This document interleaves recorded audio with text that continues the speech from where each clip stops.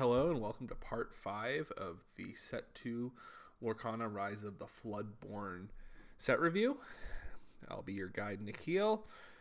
So let's get into it.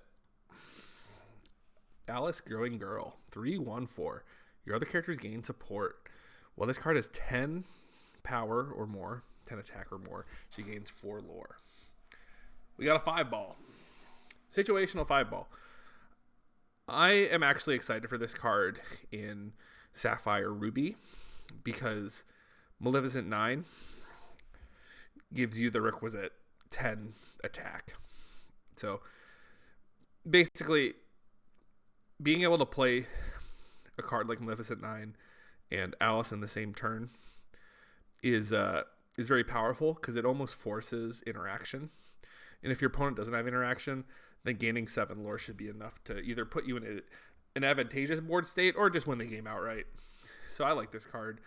I don't know if it'll be played in other archetypes because it's very specific, but in Ruby Sapphire, I can see this as like a 2-of. It's inkable, so it's not too hard. In the early turns, you can just play it as an ink and not feel too bad about it. In the late turns, it becomes a big threat. Basil, Great Mouse Detective, 6 for a 3/4/3, shift 5. If you use the shift, you may draw 2 cards and you play. This card, when it was spoiled, the first immediate home I thought was Sapphire Ruby. The biggest issue with Sapphire Ruby in set 1 is it didn't have a way to generate substantial card advantage, and this set kind of fixes that issue with a few cards, and this is one of them. I don't know if it'll be good enough for just regular Sapphire strategies because it is understated at F5 and very understated at 6, but it is a 3 lore card, and the color was missing that, so time will tell. And we have Basil, Perceptive Investigator, 4 for a 3/4/2, just a shift target. Notably speaking, this is one of the better shift targets for Basil because it comes down the turn before you play it on curve. You play the other Basil on curve that draws cards. And it's a 3/4, so it doesn't get smashed. So it's pretty hard to deal with. I mean, there are cards that deal with it, but I've learned that when you shift big threats, the turn you want to play your shift target is the turn before you shift. So this being naturally a 4 drop with reasonable stats makes it, playable in my mind. But only playable if you're playing the other Basil. I wouldn't play any of this if you're playing none of the Basil 6. Caterpillar Calm Collected, 3/1/3/3. And it's inkable. This card is actually pretty good. Like, it dies to smash, but it's a very cheap 3 lore creature that's inkable. So if you're playing a control mirror, you can play it early on to start the lore race, and then they're forced to deal with it. Otherwise, you're just going to gain obscene amounts of lore, and you can kind of just go on your business. So, and against aggressive strategies, it is inkable. So you just not play it. Cogsworth, Grandfather Clock, 5/2/5/2, shift 3, ward. Your other characters gain resist 1. Resist is a interesting keyword. The fact that it has ward, though, means you don't really, in order for your opponent to deal with this, they usually need to be prepared, because the 5 defense on it just means that, like, any AoE damage, like swords or Tinkerbell, just won't kill it. And giving your other characters resist 1 makes those effects worse. So I wouldn't be surprised if this card was played in some numbers in a deck. It's just I can't really think of a deck that would want to play it right now. But I mean, this is the set review, so deck lists come right after. Cogsworth 2, 2/2/3/1. Your character's reckless, gain 1 lore. So this card kind of wants to be in Ruby Sapphire, since Ruby has most of the reckless cards, if not all of them. And this is a 2-mana 2/3 that goes into the next Cogsworth. So if the other Cogsworth is playable, this card will also be playable because it's the curve shift target before the Cogsworth 5. Cruella de Vil, Fashionable Cruiser, 2/3/2/1. During your turn, the character gains evasive. This is just exactly what I want my 2-mana 3/2 to do. Not only does it pressure the 1-drops, but it also pressures evasive creatures, because it's very rare for an evasive creature to have more than 4 toughness until you get to about 5 or 6 ink. So that's a long time of threatening evasive creatures by just playing a 2-drop. So I like this card a lot. It's also inkable, so like it's basically free to play. Cruella de Vil, Perfectly Wretched, 5/4/3/2, shift 3. When this character quest, a chosen opposing character gets -2 attack this turn. Yeah, it's not that good. The other Cruella, the reason why it's good is because of card considerations. And this card, now if this card had an attack trigger instead of a quest trigger, it'd be interesting because you'd be able to like shrink the target. But the way it's designed right now, it just doesn't do enough. It impacts the board minimally. As a curve play, it might get a 2-drop, but the 3/2 Cruella should end up threatening that 2-drop anyway, so it probably won't lore. But it just depends. Duke Weselton, Small Time Crook, 2/1/2/2 ward. Yeah, this card just dies to swords, and if it doesn't. It's like it's like a better Flynn Rider almost, but like ward's a very powerful ability, but there's no reason to play a small ward card like this, because it's just, if you lore with it, it's very easy to attack, and it's just not efficient. Gaston, Intellectual Powerhouse, 6 uninkable, 4/4/3, shift 4.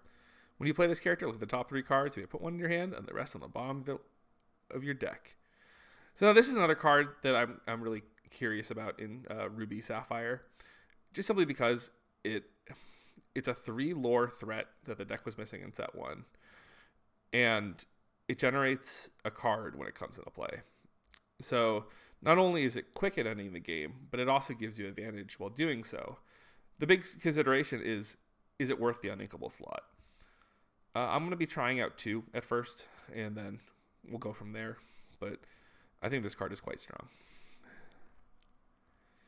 Grand Pabby, Oldest and Wisest, 7/3/6/3.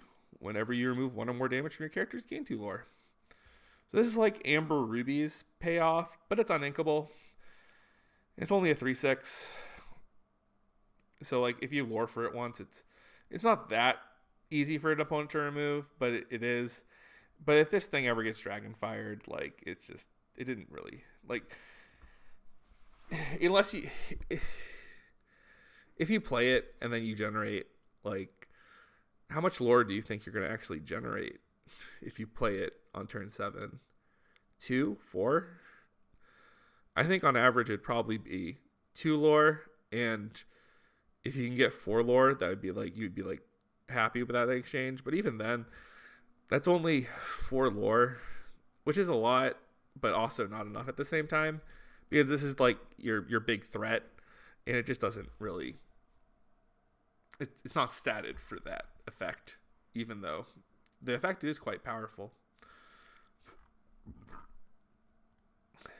Hiram Flavorsham, Toy Maker, 4/1/6/1. When you play this character and whenever you quest, you may banish one of your items to draw 2 cards. There's like this really rink-a-dink combo deck that like wants cards like this. I'm probably going to make a video about it. Not like a long video, just more of like a combo explanation video. And I'm not sure if that deck wants this card, because the deck is so janky that like I have to imagine it just wants more draw cards. But it also it's both like it's like a really slow combo deck. I don't know. I have to build it in order to really see what the average kill is, but I'm pretty sure the average kill is pretty long. But if the deck is good, this might be one of the tools that make it tournament viable. James Role Model, 4 uninkable, 3/3/2. When this card is banished, you put this card into your ink while face down and exerted. So it's just a Grammatia, a big Grammatia, but it can't be inked. Yeah, limited filler. Jasmine, 1/1/2, Hair of Agrabah, 1/1/2/1. When When you play this character, remove up to 1 damage from chosen character of yours. So it's a 1-drop princess, but as I've talked about before, I don't really like, 1 ink 1/2s. They're just a little too low impact for my liking. Judy Hopps, Optimistic Officer, 3/2/3/2. When you play this character, you may banish chosen item. Its player draws a card. This is honestly one of the better cards in Sapphire because it gives access to something that very few cards deal, which is item removal. And while that is only relevant against one deck in the set 1 meta, the Ruby Sapphire deck, the fact that like in the control mirror, if they're on a lot of items, being able to interact with them is very powerful. It just remains to be seen what kind of items are being played. If a lot of people are playing spellbooks, cards like this go way up because you can't really beat it. So having interaction for cards you can't beat is always nice. I would recommend any Sapphire control list to have 1 or 2 just in case, because this is the card that would be a very good sideboard card, but we don't have sideboards because it's best of 1. So like you have to play your sideboard cards main deck sometimes. Just depends on what the meta looks like. If there's important items running around, then even though it is card disadvantage because you're giving them a card, but being able to interact with the card that you can't actually beat is very powerful. Mrs. Judson, Housekeeper, 4 uninkable, 1/5/2. Whenever you play a Floodborn character, you may play a top card of your deck. You may put the top card of your deck into your inkwell face down and exerted. If there were enough Floodborn characters, this would be a good payoff for it. Just being able to ramp up your Floodborn curve for basically free, while also triggering your other Floodborn effects, is nice. Stats is not very good, but it's passable. It has 5 defense, which is what you want out of your 4 ink play. So, not good yet, but maybe eventually. Nick Wily Fox, 4/2/4/2. When you play this character, you may turn an arty card named Popsicle. I can't say it right. From your discard to your hand. Yeah, the problem with Popsicle, I'll get into it when Popsicle comes up. But this card is bad because Popsicle isn't good. If Popsicle was good, this card might be better. Would be better. Noi, I think. I'm probably going to get a lot of comments mispronouncing cards. That's fine. Orphan Thief, 2/1/2/2. When you have an item in play, this character gains resist 1 and ward. The biggest issue with this card is that with that with that ability combination, you really want to be able to attack with it, and one attack is not enough. You have to put an item into play. Owl, Logical Lecturer, 1/2/2/1. I think this is a better flounder because it's an owl. That's it. We've had this card before. Prince Charming, Heir to the Throne, 4/3/3/3. It's just Hans in blue. Again, that was the big issue with blue-red before, was that it couldn't really close out a game, and it also couldn't really establish a insurmountable advantage because it was lacking card advantage tools. But most of those issues were solved with this set.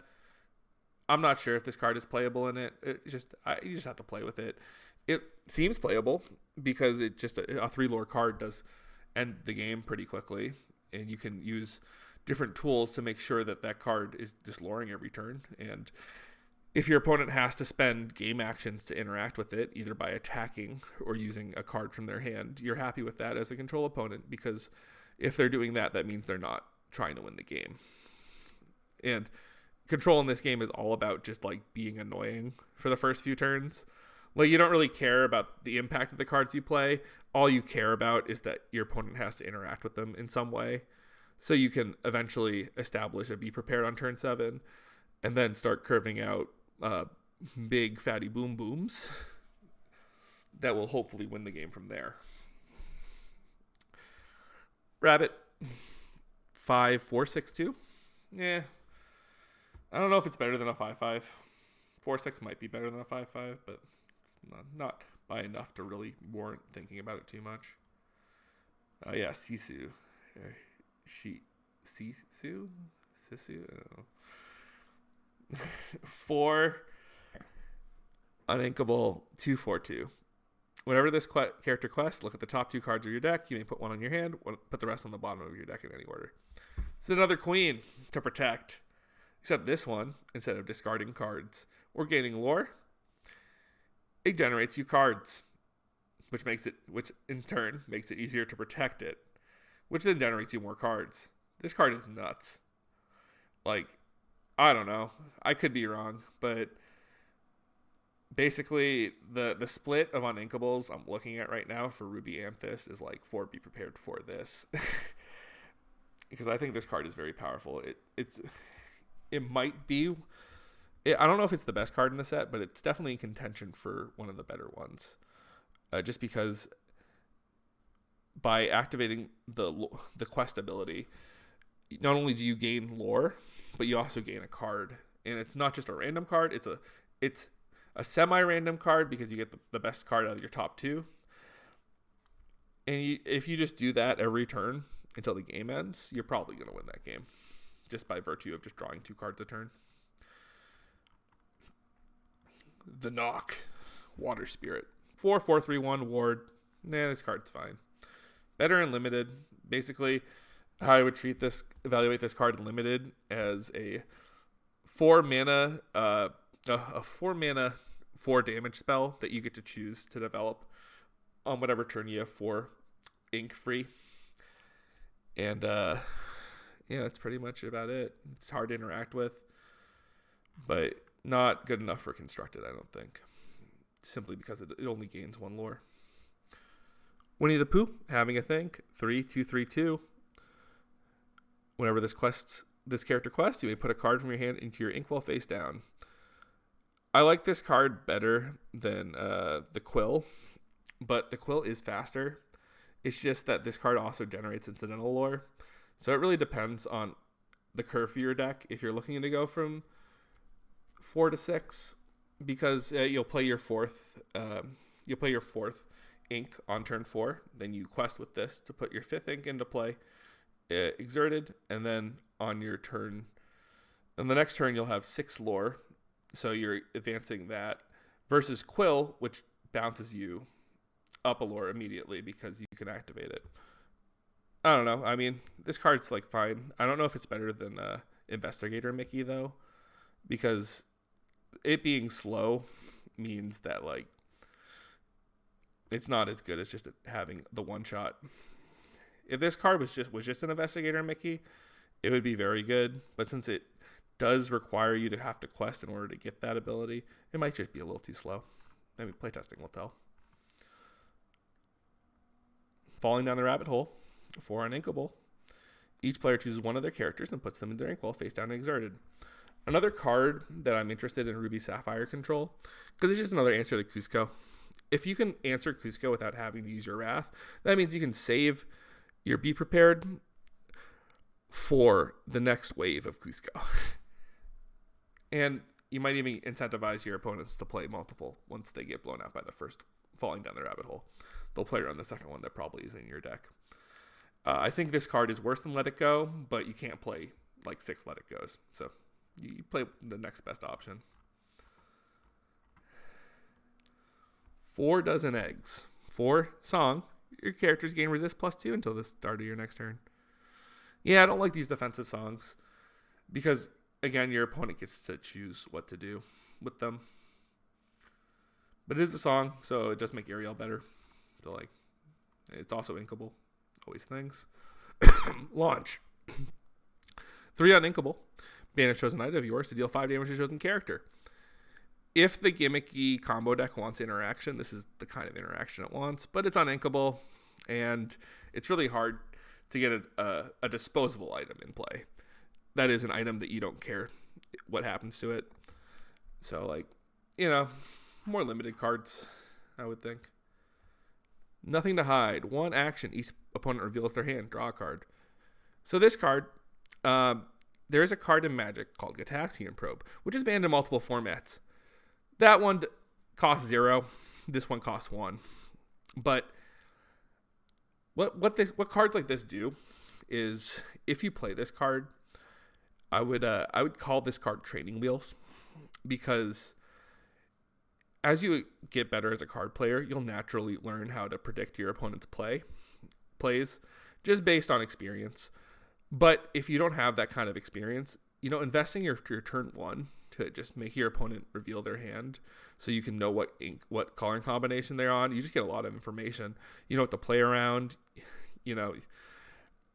It's very powerful knowing what's in your opponent's hand, and it cantrips.